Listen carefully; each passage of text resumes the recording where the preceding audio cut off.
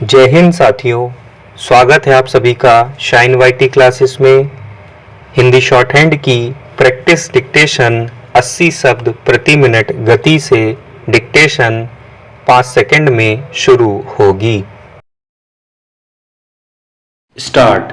आज दुनिया के हर देश में लोप होती जा रही मानवीयता के चलते वास्तव में किसी मनुष्य को खोज पाना काफी मुश्किल होता जा रहा है, मगर इसके लिए जरूरी है कि हम मनुष्य होने के बुनियादी तत्वों की पहचान कर सकने में सक्षम हो सके।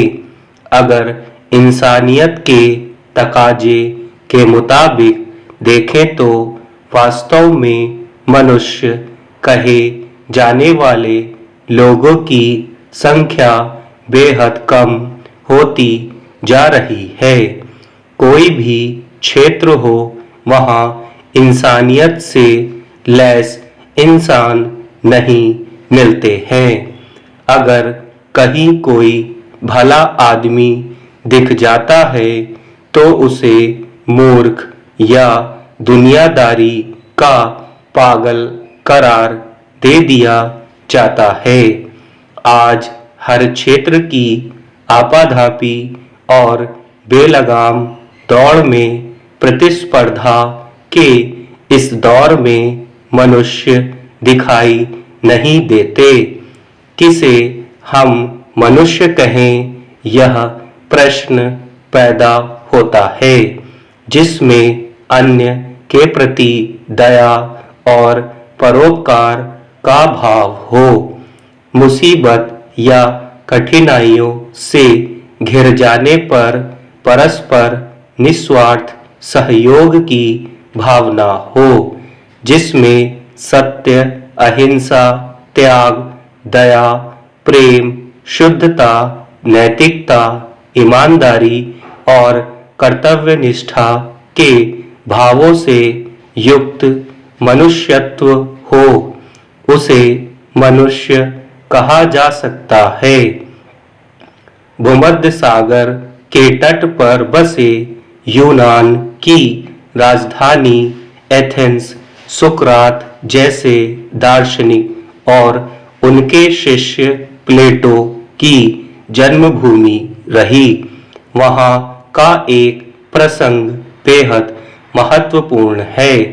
एक दिन एक दार्शनिक संत डायोनिसस दिन के उजाले या तेज धूप में लालटेन लेकर कुछ ढूंढते हुए जा रहे थे, तो उन्हें देखकर धीरे धीरे कुछ लोगों की भारी भीड़ इकट्ठा होती गई।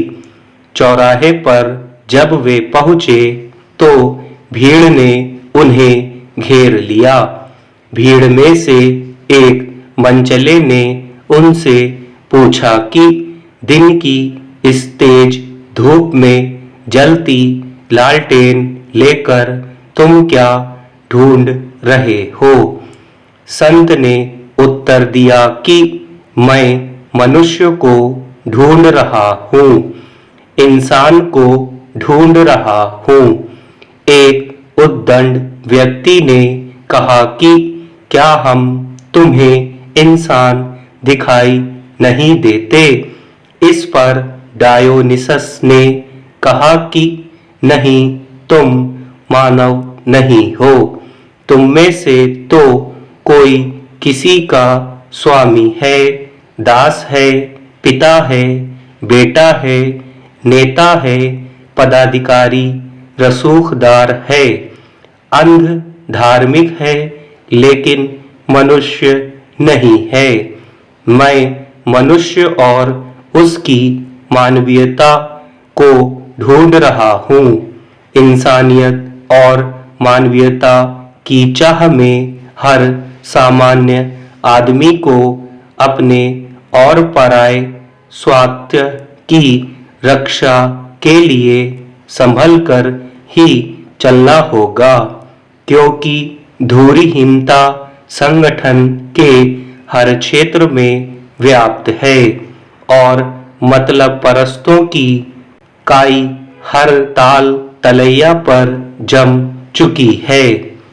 हर जगह विवेकहीन भीड़ दिखती है जो ना तो कुछ वास्तविक संदर्भ समझ पाती है ना उसके मुताबिक अपनी प्रतिक्रिया दे पाती है। अब नारे जुलूस और सभाओं से आम आदमी की आस्था उठ गई है। वह इनमें राजनीतिक स्वार्थ और आचरण की मक्कारी देख रहा है, जबकि आज एक व्यवस्था में रहते हुए मनुष्य का जीवन राजनीतिक ढांचे से ही तय होता है। दूसरी ओर ऐसी भीड़ खड़ी हो रही है या कहें कि भीड़ खड़ी की जा रही है जिसे वैसे मुद्दों से कोई वास्ता नहीं जो मानवीयता को बचाने की मांग करते हो। उसे सिर्फ वह उन्माद प्यारा लगने लगा है जिसमें डूब कर वह वैसी सारी समस्याओं को भूल जाए जो उसकी और समूचे समाज और देश को प्रभावित करती हो। उसकी जिंदगी की गुणवत्ता निम्नतर हो जाए, लेकिन वह अफवाह और आक्रामकता के प्रभाव में जीना पसंद करने लगता है। दरअसल मनुष्य और मानवीय मूल्यों के प्रति निष्ठा का जहाँ अभाव हो जाता है, वहाँ किसी की वाणी भी अर्थहीन हो जाती है। यह विडंबना है कि आज मानव मूल्यों का इतना पतन होता जा रहा है कि समस्याओं के प्रति हमारी संवेदनाएं कुंद हो गई लगती हैं। इसी का परिणाम है कि हम स्थितियों को सही संदर्भ ऐतिहासिक परिप्रेक्ष्य में देखने की क्षमता खोते जा रहे हैं और परस्पर किसी भी व्यक्ति, राष्ट्र या समाज की अस्मिता पर चोट करने से बाज नहीं आते। सामाजिक और मानवीय व्यवहार भूलकर व्यक्तिगत महत्वाकांक्षाएं या अनुशासन की आड़ में एकाधिकारशाही थोपने लग जाते हैं। अपनी ठिठुरन दूर करने के लिए दूसरों को मिटाकर उनकी आग में हम अपनी ठंडक को मिटाने लग जाते हैं। हम मनुष्य जन्म लेने भर से यह समझने लगते हैं कि हम मनुष्य हैं, जबकि सही बात तो यह है कि हमारे कर्म, व्यवहार, सद्भावना, कामना और सदाचार की भावना से प्रेरित क्रियाकलाप ही हमें मनुष्य बनाने का आभास कराते हैं। मनुष्य किसी भी पद पर हो या कितना ही रईस हो, वह एक सामाजिक प्राणी है। उसे सबका ख्याल रखकर अपना व्यवसाय, कार्य, व्यवहार, नेतृत्व करना चाहिए। नैतिक मूल्यों से रहित होकर चलना खोखलापन है। अपने अति कलुषित लोभ में दूसरों के हक को छीनने की प्रवृत्ति और दूसरों के शवों पर अपनी भव्य इमारत खड़ी करना, अपनी विचारधारा के महल खड़े करने की कुप्रवृत्ति छोड़नी होगी। सबके हितों की चिंता करें तो मानवता का पोषण हो सकता है।